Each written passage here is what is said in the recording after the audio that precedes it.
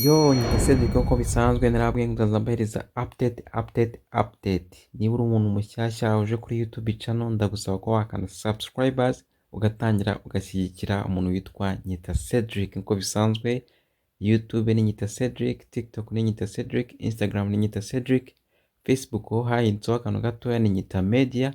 So amakuru nifite nuko uwitwa The Ban ndetse na Pamela murabizi ko bafite ubukwe ejo.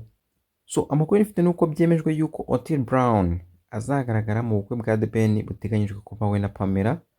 Hanyuma hazaza n'uwitwa Rema from Uganda, haza n'uwitwa Dempos from Tanzania. So ikibazo gihari ni Meddy we bimeze bite?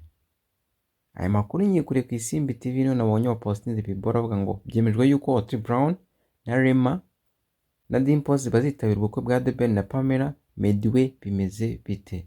Nanjye reka mbibarize abantu banjye, Meddy kada confirminga niba azaza mu bukwe bw'umusaza. Hahi Nyita Cedric.